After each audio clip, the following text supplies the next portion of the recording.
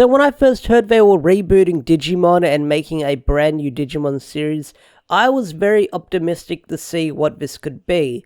But when we found out it was going to be a Digimon Adventure reboot of the very first Digimon season that premiered over 20 years ago, I was cautiously optimistic. I was unsure if this was going to be a nostalgia cash grab, a fully done reboot.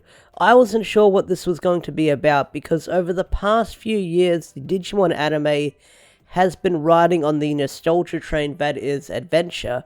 We had Digimon Adventure Tree, and a couple of months ago we had Digimon Adventure The Last Evolution, I believe it's called.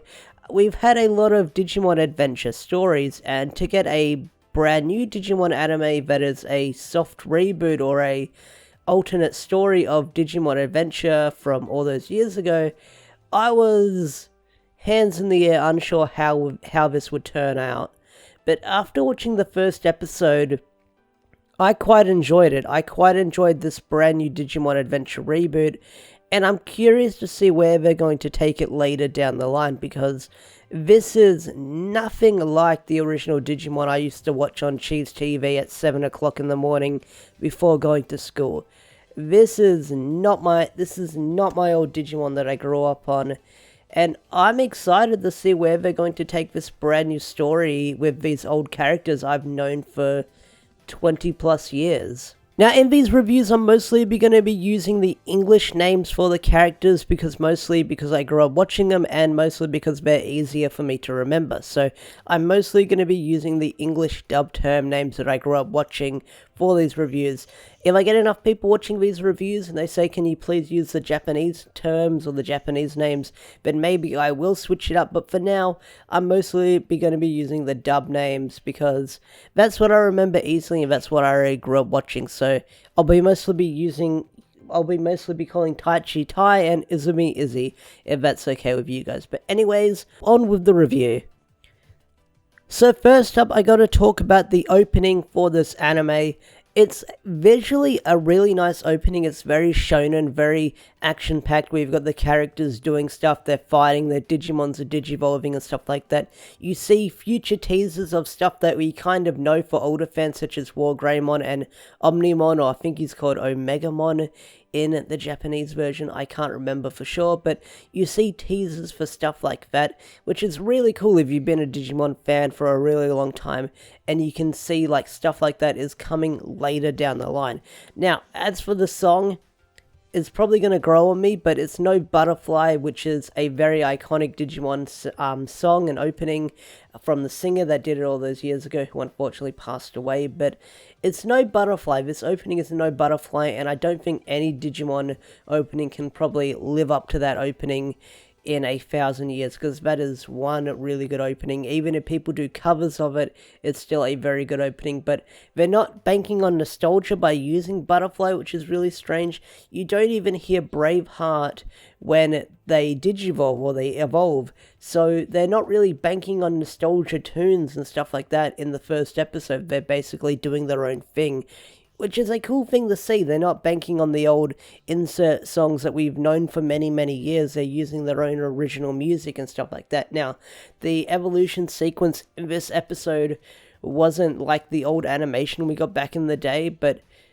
it's just weird not to hear Braveheart, just hearing the guitar strum when you see a Digimon digivolving. You don't hear it, you don't hear that, I can't do it, but you know what I'm talking about. You don't hear that guitar scream that you've heard for so many years.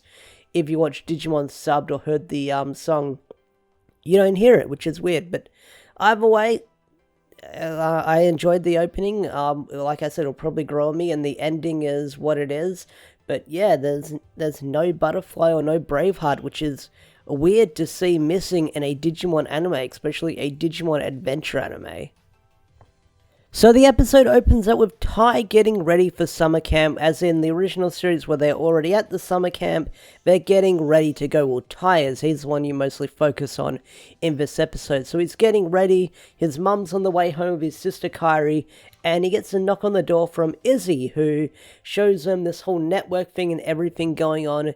And then you hear that the trains are down, there's something going wrong with them, there's some sort of thing in the network, and when you find out that later down the line there's a Digimon virus in the network affecting the trains, and it's basically putting everyone in danger, including Ty's family, his mother and his sister. So they rush. Ty basically courageously leaps into the situation to figure out what's going on, and then he's transported into the digital world. Now, this might confuse a lot of older fans who have not played the video games and they've only seen the Digimon Adventure anime. The digital world in this season, or the series, is basically cyberspace, and that's what you find out later down the line.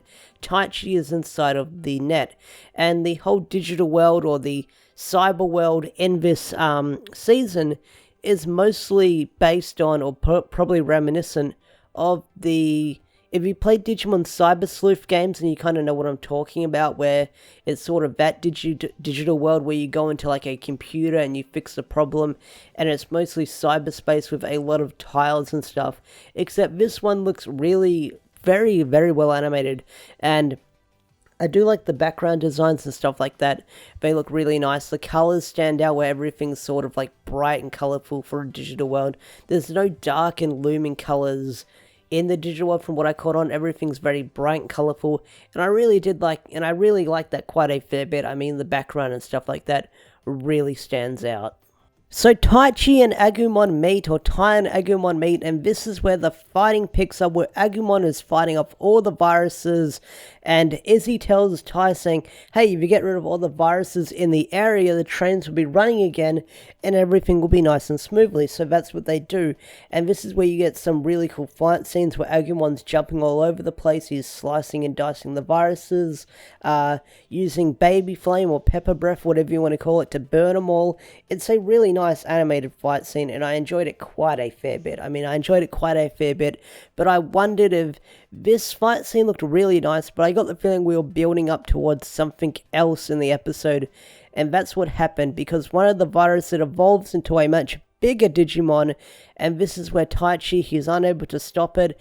Tai and Agumon, they can't stop it, and what happens is he basically digivolves into Greymon in the first episode, which I was wondering if they would do or not, but yeah, they went there, which is fine with me. Nothing felt too rushed in this episode. So Tai and Agumon, they basically fight the monster as Agumon turns into Greymon, and this is where it's very, very beautifully animated, where Greymon's taking on the evolved form of this virus, and he takes it out really nicely. They destroy it, and the day is saved, and the trains are running on time.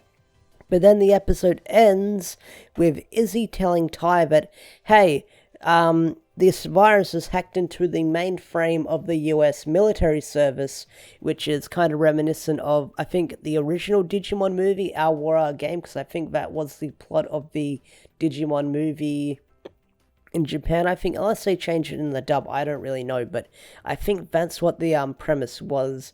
So these viruses have gotten into the US military service, and then the final shot you get is basically Matt standing on Garurumon and looking down on Tai. Now, I don't know if they're in the same area, I don't know if they implied that, but you basically get a panning shot where you see Garurumon and Matt is sitting on top of it. So Matt is already playing a role in this series without meeting Tai, from what we know so far. Maybe we'll get an introduction to maybe their rivalry or their friendship, who knows, but it looks like Matt is going to be some sort of anti-hero in this Digimon anime, which I'm cool with. I mean, Matt's a cool character. I liked him in the original series. He was one of my favorite characters.